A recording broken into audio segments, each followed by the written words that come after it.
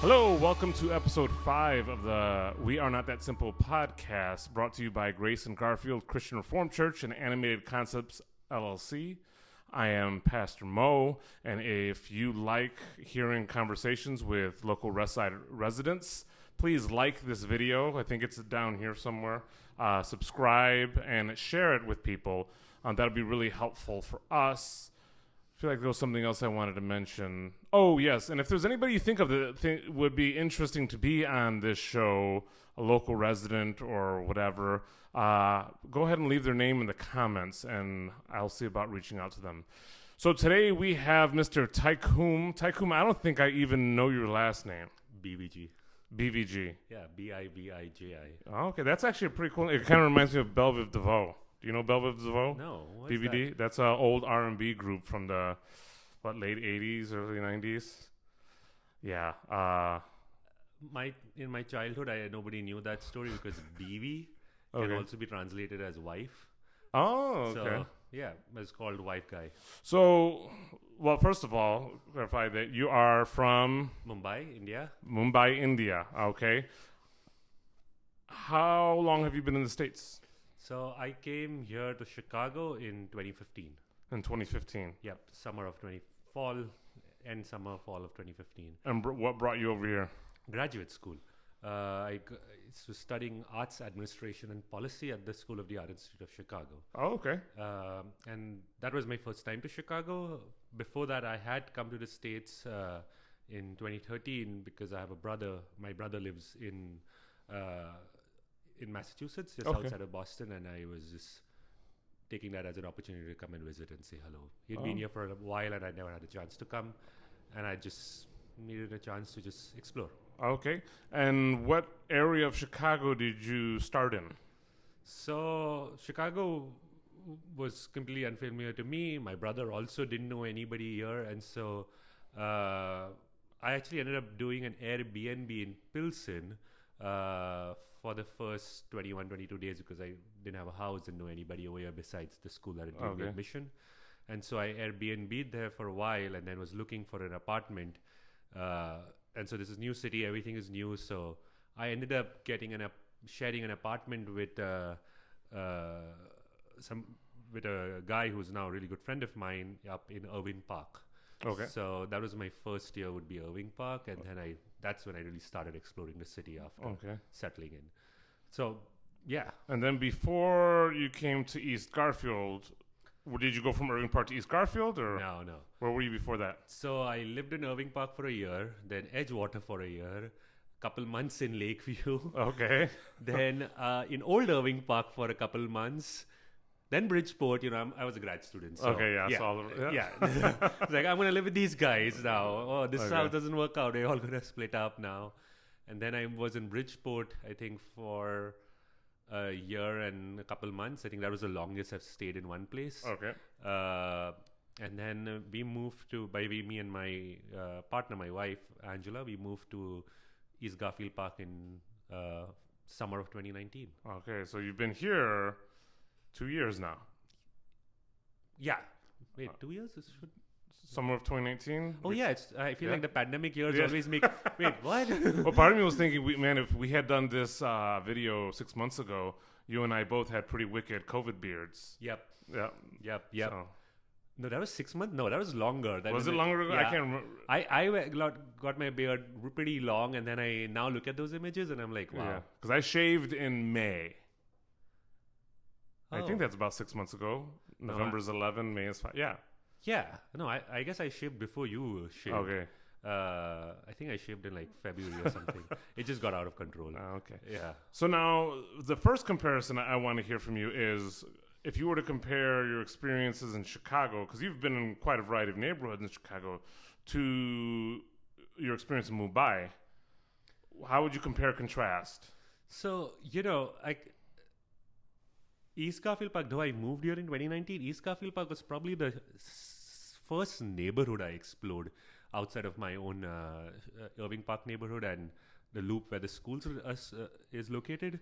Because in my first semester, I took a class called Dialectical Practices with this cool arts educator and architect, Andres Hernandez. and he gave everybody a project to go to a neighborhood that they'd never been to before. And basically, you had to pick the neighborhood out of a hat. You got to check. And so I got East Garfield Park. And no clue, no history, no understanding of what East Garfield Park is, what it looks like, where it's located. All I did is like, all right, I got to do this assignment on a weekday because that's when I'm going to get down there. And the 82 bus stopped right outside my house, and it's a straight down all the way home in. Yeah. And I was like, the first thing you Google about East Garfield Park is the conservatory. I was like, all right, I'm going to start there. That looks kind of a cool spot. Yeah. And it was free, so of course. And I took the 82 bus, and this is week 4 of being in Chicago.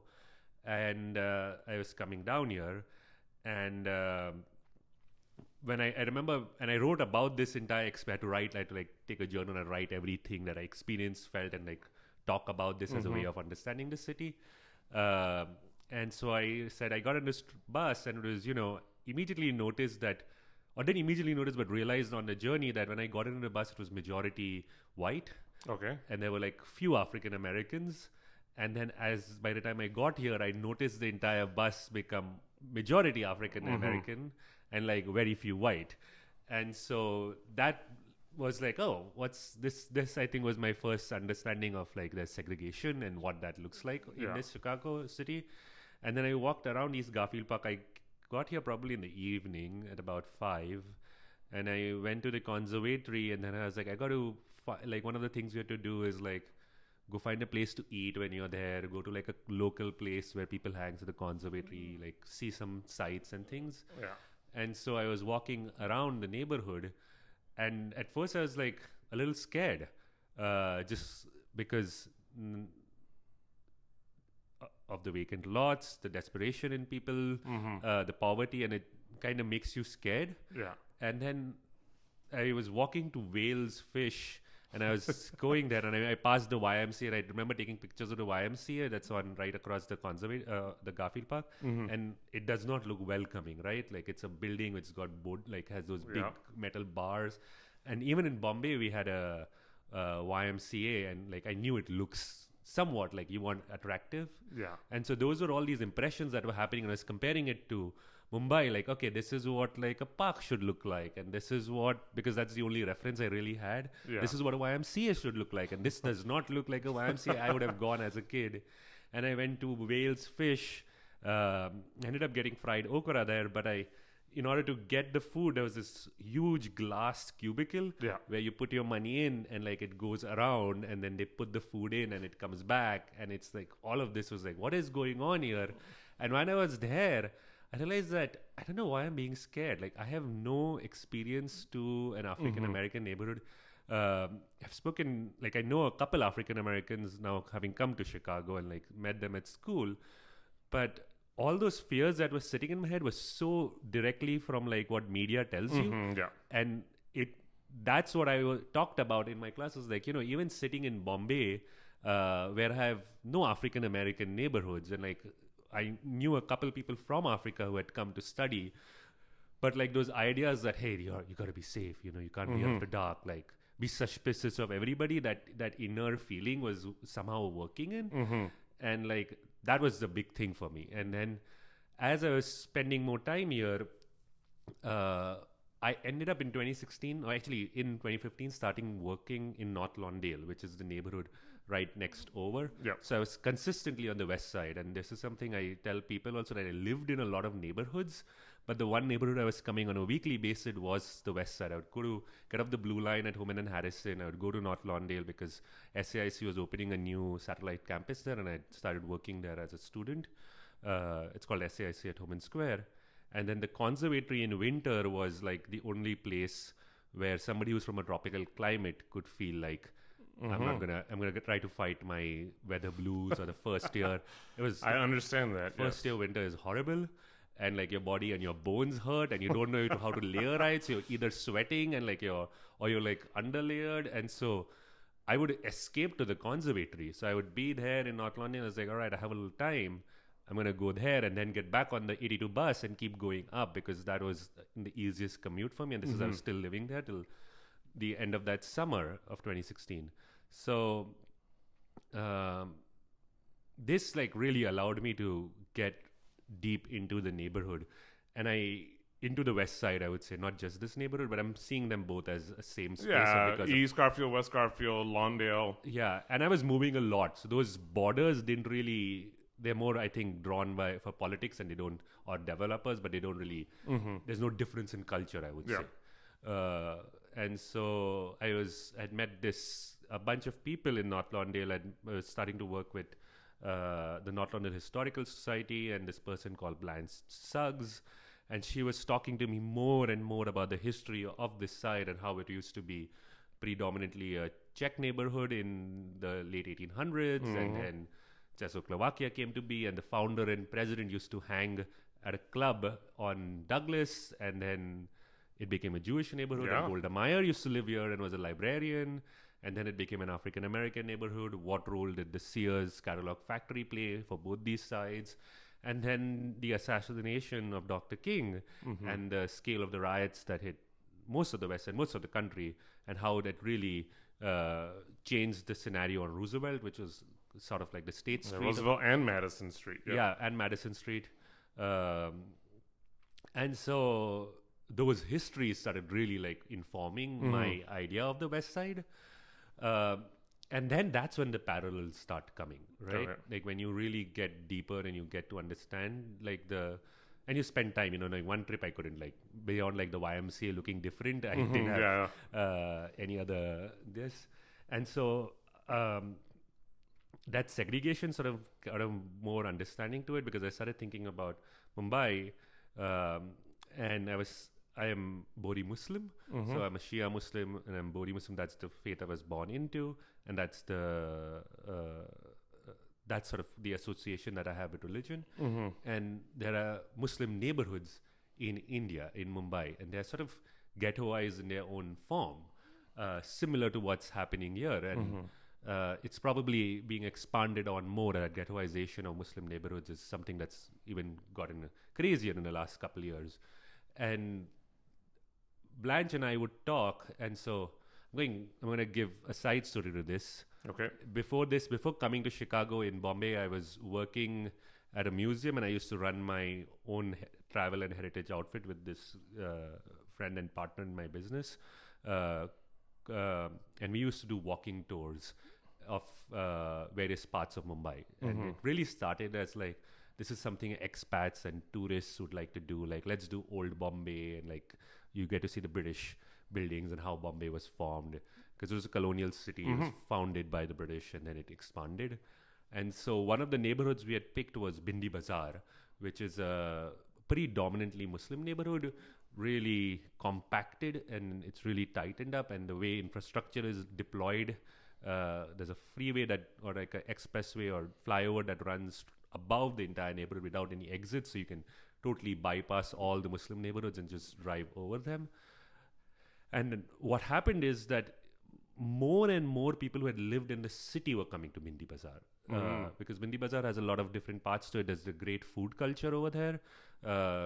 What people come probably to Creedon Lake for, that's what people go to, similar parallels to Bindi Bazaar and Muhammad Ali Road, and also the shops. There's something called Thieves Market over there.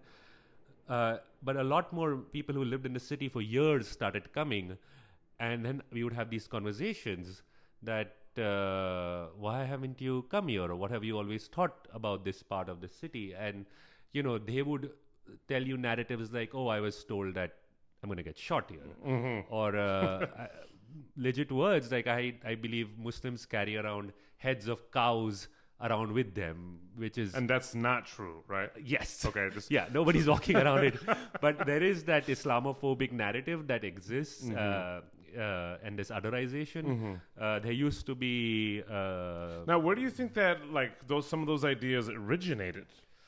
Because over here, you mentioned a lot of the stuff would be the media in terms of black culture, maybe hip hop culture, and I resonate with that, not necessarily because that's what I thought of people, blacks or urban people, but to a certain degree, that's what I believed I was supposed to be like. As a young Latino growing up on the West Side, poor, I thought, okay, that F the police mentality, and I gotta be tough, and I walk. If you ever see me walking down the street, I kind of have a mean face on, but you have to be this hard. And so, not only do other people believe, well, that's what they're all like, but to a certain degree, I started to believe as a young man that's how I'm supposed to be, because that's what the television is telling me that we're like. So, that's really interesting because I think, of course, all of that is there in the media, and there's like this in India's own history with partition and colonization and then post-partition violence, especially interreligious violence. Bindi Bazaar specifically got its bit of its rep because there was this really famous Don, he's still alive, Dawood Ibrahim, who used to live there. He was responsible for bomb blasts, and he was like what would be India's, who's the guy in Godfather? The Vito Corleone? Yeah, he was like the Vito Corleone, like that's wear his suit, have a cigar, and he was like the guy. And then he ran away to Pakistan, and he's in hiding there. He's one of the wanted people in the world. But, that association that you had with that culture, I never had it. It's kind of interesting because I never grew up in a Muslim neighborhood. My grandfather had moved to this city to this Santa Cruz, which is now would be extended suburb of the city, in like the late 50s, 60s, when it was still like, not even, there wasn't many people living there. And then with time, other people started coming around it. So it was really a cosmopolitan place. Yeah. And I think because I'm Shia Muslim, and then most of these areas and majority of Muslims in the world and in India are Sunni Muslims, there was an association that this is a Sunni area and this is associated with Sunnis rather than Shia. And so there was some kind of like weird, like, how lighter skin Latinos can be fair passing, and there's like a strange privilege to it. And I don't know anything about what that's I know. But yes, because your wife is a Latina, right? Yes, yeah. And I think there was some kind of that, and I think that existed where I was like, oh, I am different, or maybe even in some case better than the other neighborhoods. And then that really sunk in is when I was in my 10th grade, and this is after 40 years of we living in this house, or 45 years of my family living in this house, we were selling the place, and we were trying to find a new apartment. And, my grandfather had moved into his bungalow when there was nothing here, and so he had a decent sized property, and he could sell this house and get like a nice money where we could afford a good apartment and not have to like leave the neighborhood. But nobody would sell us a house. Oh, wow. Because we were Muslims. There were some great homes that we could have done like a cash prize offer for, because, this is 45-year of family home. My grandfather, my fathers lived here. My brother and me are born here. My grandmother passed away in this house. My parents got married in this house. It's like, it's there. And nobody would sell us a house. And no matter if we even gave them extra money, because even if the person who was a seller would be willing to sell, and these are all condominium apartments, the apartment association would require that we would not eat non-veg in the building. I'm sorry, what was that? Eat non-vegetarian is like meat or eggs. And that's the subtle way of saying like, we don't want you, because Muslims do eat meat, Christians do eat meat, we eat chicken, we eat eggs, we eat goat. And that's the subtle way that's like basically told. And we didn't want to leave Santa Cruz because my grandfather also had been operating a shop in that neighborhood for years. Like he had started that business and he had like basically built it. And so we were then forced to buy a house in the Muslim neighborhood of part of Santa Cruz. Oh, wow. Right? And this is Kiranagar. And that's when like, this is in 8th, 9th grade. It's like, I remember our parents and all having this conversation, like, we don't want to move there because, this is like you're put into the Muslim area, and we want to be in a cosmopolitan space and we want to have diversity, but there is no choice, right? Yeah. And then you realize like, that's when that realization starts coming in, like, hey, I'm not different. And this is where it all comes down to, because my eating habits, my name, all of these things are enough to discriminate without even knowing anything about me, right? And so that always irked me, and it still irks me, because it's similar to it's a way of destroying generational wealth also. Yeah. Because that section of Santa Cruz property values are more than 50% lower than the rest of it. And it's still the same neighborhood with just like this 4 or 5 blocks. Yeah. And they're all the Muslim area blocks. And so it hurts. And when I was talking to Blanche, and she was talking to me about herself growing here, she moved here in the 50s from the south, and now she's 50s or late 50s, early 60s. And she would talk about like what people think of North Lawndale. She would always tell me, if you ever buy a house, buy it on the west side, because we need people over here, right? People say, don't move to the west side, but if there are no people here, there's no development going to happen. We need a grocery store. We need more population. They don't pick up garbage in our neighborhood because there aren't enough people living here. Yeah. And we would work with her to do tours for other students, and she would realize all the students and the faculty. If you're ever looking for a house, and she used to work for National Housing Services, I will help you get your first house, move to the west side. Yeah. Yeah, I think that's been a huge thrust of mine, is trying to get people to move over here. If you are interested in moving over here, he knows what he's talking about. But yeah, that's this interesting thing, because there's two aspects, especially that I've seen on the west side, especially in poor communities, whether it's Humboldt Park, which is where I grew up, or here, is you have the stigma for outsiders that this is a dangerous place and blah blah blah. I'm afraid to go there. But then you have this thing amongst the people that grow up there. Like, it was ingrained to me. And I feel like this probably came more from my schooling than anything else, was get your education, do well, save some money, and get the hell out of here. Because this is a bad place. If you can't leave here, you're doomed to the worst existence, whatever. And so you have this mentality of people that, start in poverty and get educated, enter into the middle class, and then you try to talk them into, hey, well, buy a house here. Well, no, why would I do that? That's failure. Because I've had so often times when I've talked to people of color, Black, Latino, whatever, that have grown up on the west side, and I'm like, it's so affordable. You can get, land, you can get a lot for your money, and they won't even consider it. Some of them, I always tell people, some people won't even come visit me and I'm like, but you grew up here. Yeah, but I'm trying to protect my kids from all of that. And it's kind of like the media thing. It's like we start almost owning the bias that other people have. Almost like, well, I'm moving up class-wise, and that's the bias that class has. So in order to be part of that class, I have to adopt that bias. That's so true. Like, I think that some of that thing of people, when I have people who come and visit me here, and they're just like, what is going on here? Where am I? And they'll always ask me, do you feel safe? Do you feel scared? And that's actually, especially for you, because, we live, a block apart. Yeah. So we see a lot of the same things in terms of the violence that has come, especially it was improving so much pretty much until you lived here a year. So maybe you're the one that brought all the... Yeah, I'm the bad guy. But that's my side business. But and we've talked a lot about this, but some of the increased amount of drug and shooting activity that's happened on our blocks, which is a relatively new thing for you in terms of where you live, being married. How has that felt?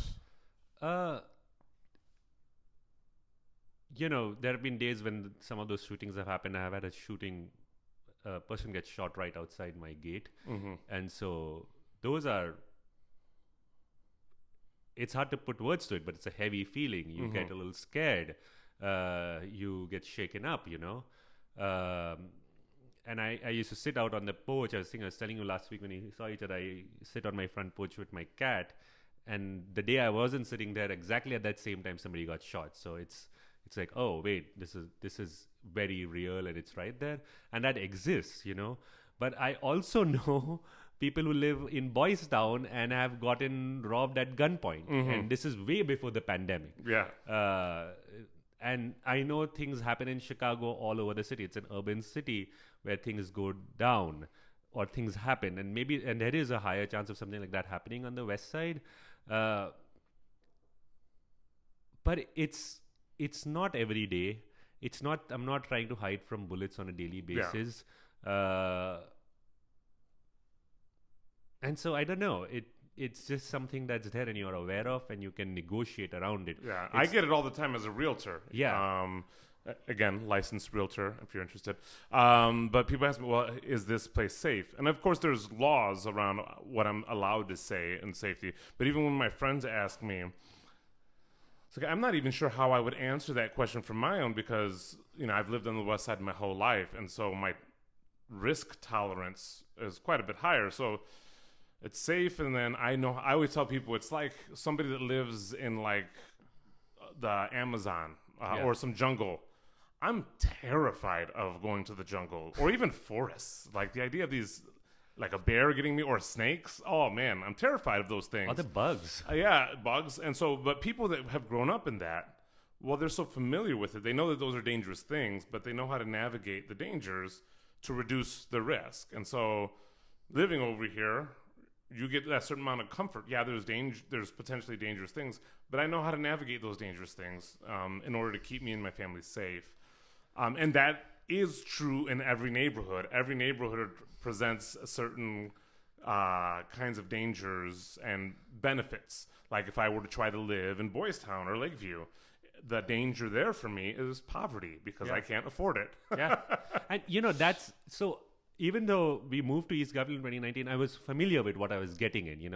I had worked with people at different organizations in Lawndale and in East Garfield, but knew people at different organizations. So I wasn't coming here thinking this is some utopia that the media talks about in some other way. I knew there are harsh realities here.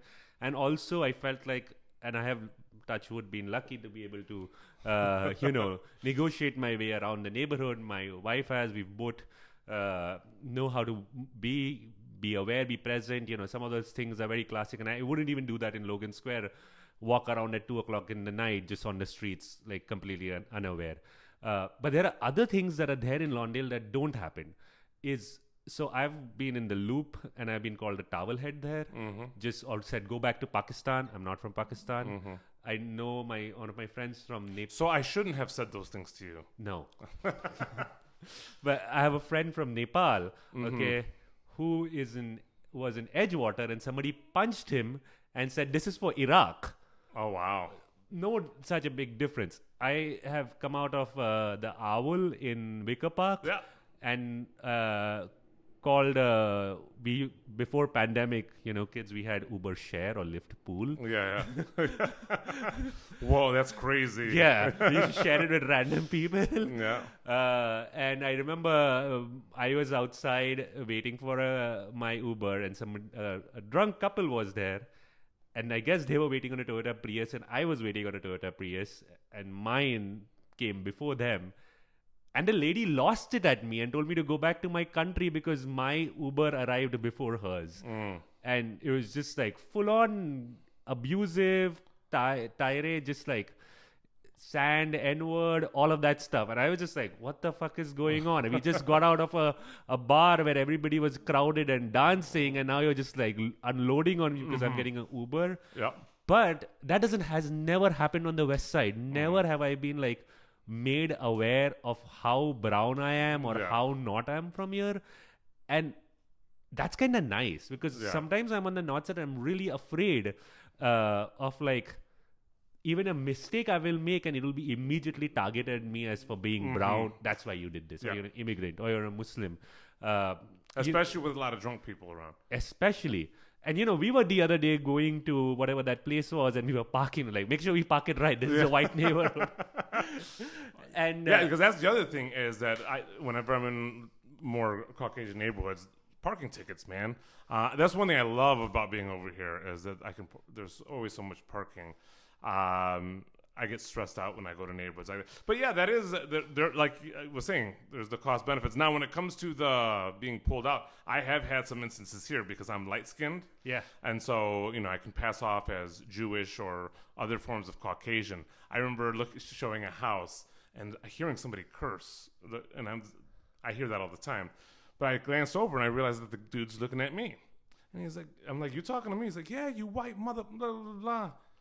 And then, the rage in me starts. I'm like, okay, I'm going to have to stomp this fool. I mean, Yeah. But in the back of my mind, I'm like, well, how is this going to play out on TV if it's on the news? Plus, you have clients with you who are watching this. Like, it was a Puerto Rican woman, so she understood. So then I'm crossing the street, and I'm like just getting angry, and something just occurred to me, and I said, are you talking to me like that because you think I'm white?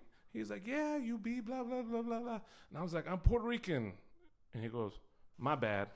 And just walks away. And I was like, man. So, the crazy part is I'm not a very good at going to the mosque, but I will go on some days. And like, I put on my kurta and a topi, and I know when I'm getting into an Uber in Irving Park or in Edgewater, I'm like a little, hope nobody sees me, I'm going to put my jacket and just get in and not get attacked. And here, when I'm getting out, I'm actually more comfortable getting in. And immediately the next day, for the next couple of weeks, everybody on the street's like, Salaam alaikum, He's like, he's one of us. He's like, and then like, you're Muslim? It's like, yeah, oh my God, you're Muslim. And it's like, don't they have a... They used to have a mosque there, but it shut down. Oh, okay. Yeah. So that was a mosque. I just knew that there were Muslims.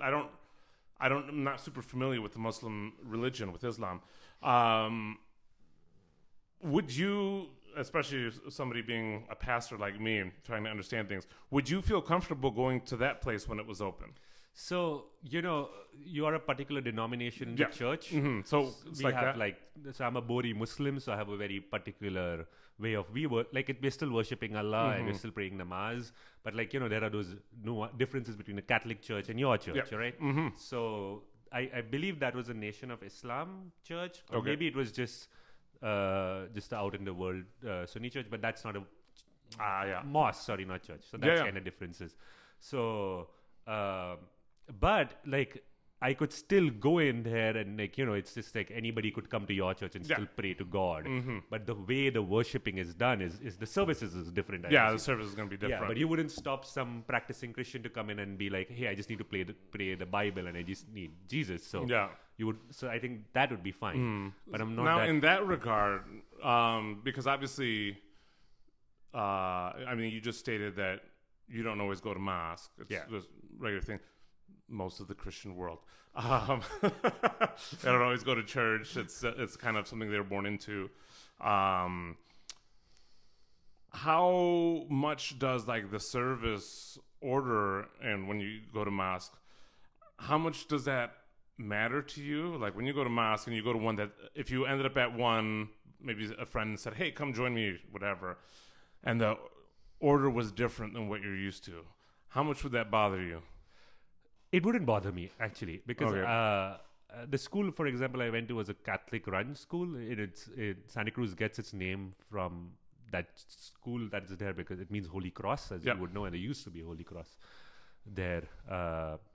So I've always been to all different kinds of places of worship. For me, the reason I primarily go to the mosque is that it reminds me of home. Okay. Right? The service there is exactly the way the service is done back home in my neighborhood mosque. And so it's a way of feeling close to home, familiarity, you all dress in a similar way.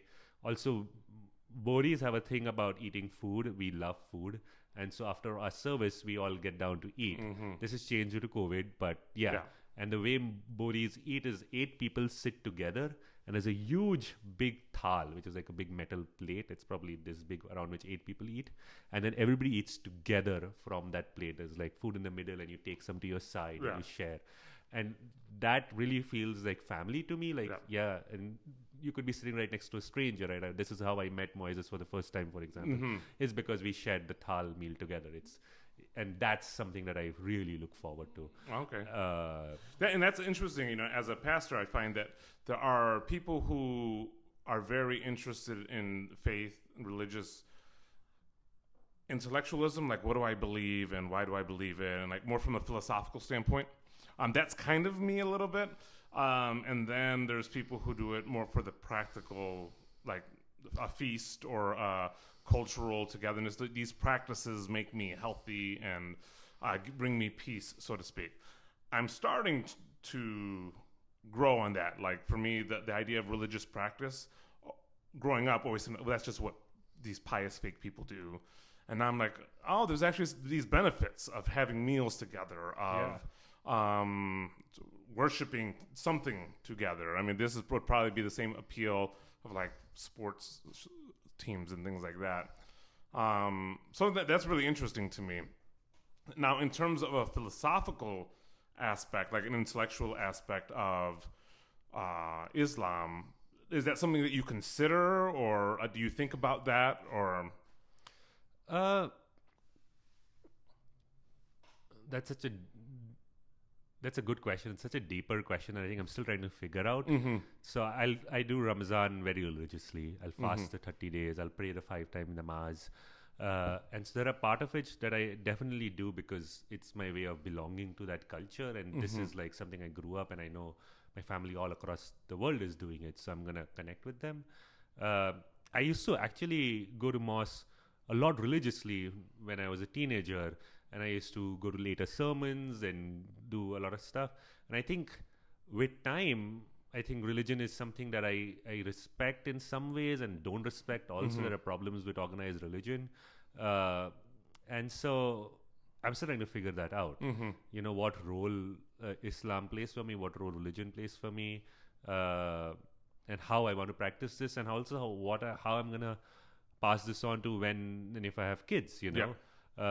Because this is so culturally bound to me now that I've immigrated that it's no longer just religion for religion's sake, right? It's also like this is connection to home.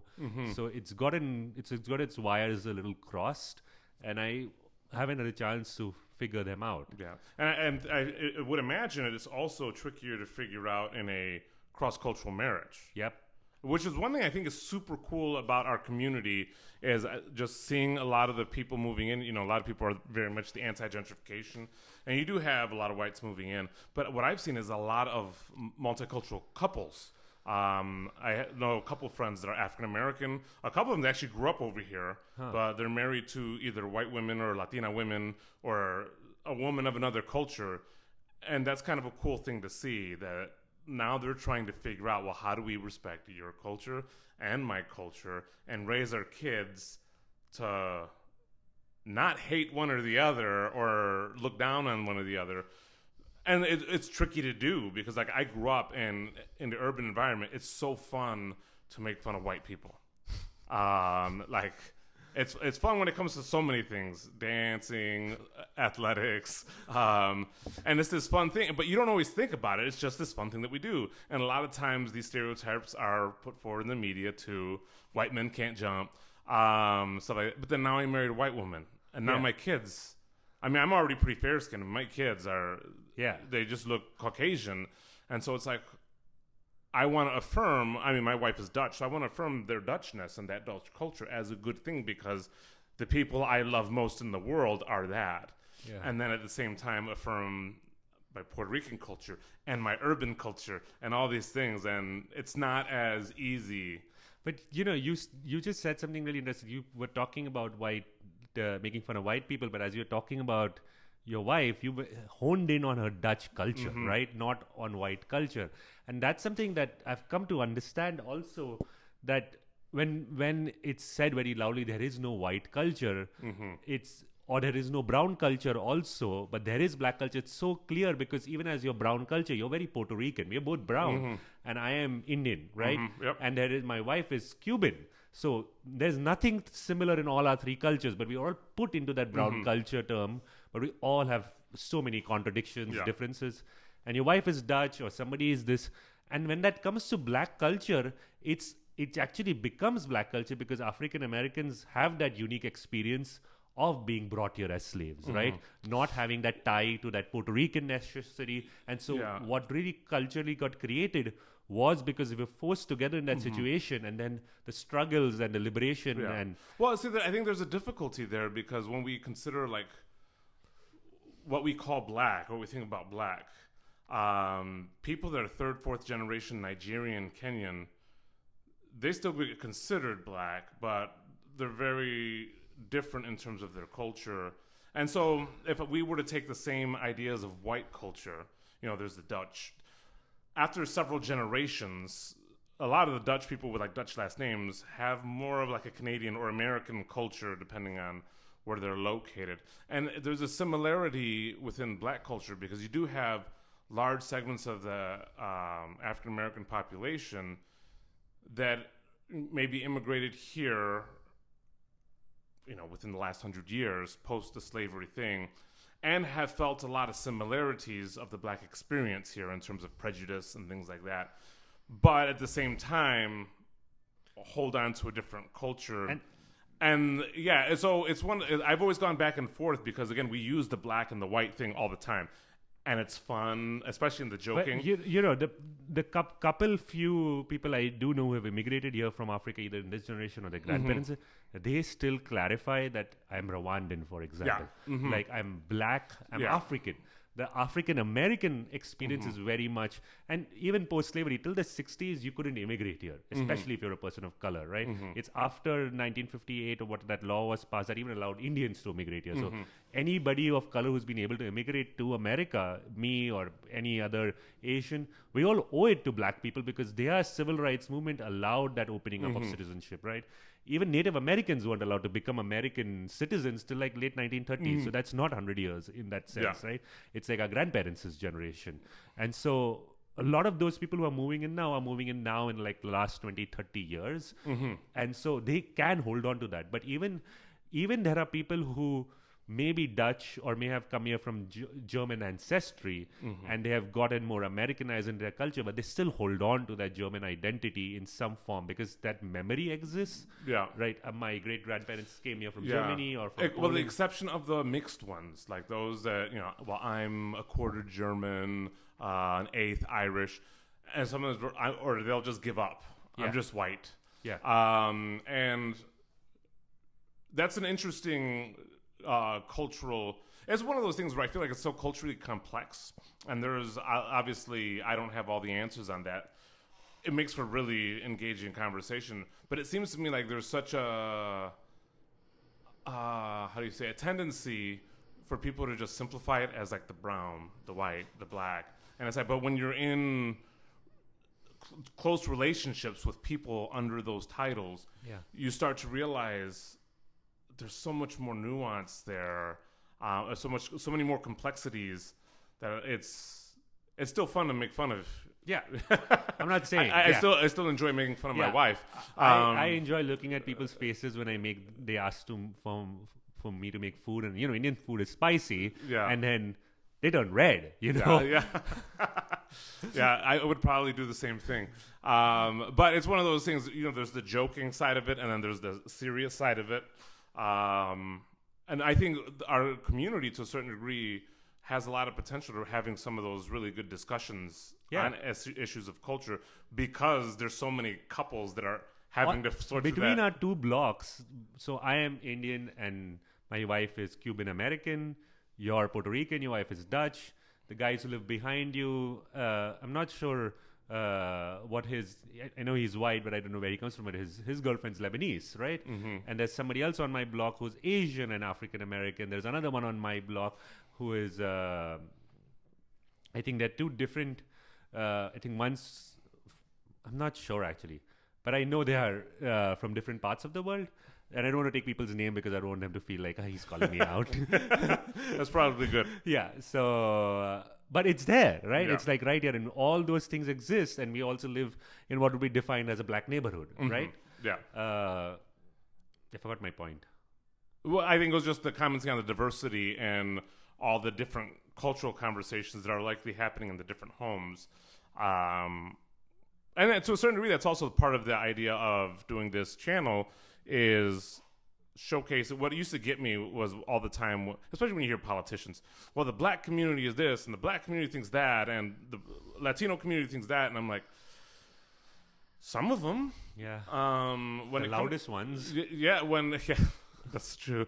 But there are people, there's actually a diversity of opinion on a variety of issues that you don't tend to find. Like, people talk to me all the time, especially suburban people. Oh, you're Puerto Rican, they're blah, blah, blah. And I'm like, well, no, actually, I think this and this and this. And, I would have never thought that. It's like, well, there's actually a lot of disagreement in the Puerto Rican community. We're not all the same. And so I don't ever claim to speak for all Puerto Ricans, by the way. I'm Wait, just really? one of many. No. I mean, maybe one day when I find a way to manipulate them into voting me into some kind of political office that but- pays a lot of money for But very Puerto little Rico work. is not really a state, so you won't get really paid a lot if you're going to represent that. Well, that's why our politicians rob their people. Right. Maybe one day I will get rid of any sense of integrity that I so have. if so you that I do can move to the north side, I will probably assume you're robbing the. No. I will neither confirm nor deny. All right. Well, I actually have to go do some real estate work. If you're interested in buying or selling your home, talk to me. But wonderful conversation. I would love to Yeah. have you back. I feel like there's so many places we can go with these conversations. But again, if you enjoyed the conversation, if you're interested in this kind of thing, this is Taykhoom. His album is coming out next week. Just kidding. But please like, share, subscribe, and thank you very much. Yeah, thanks for having me.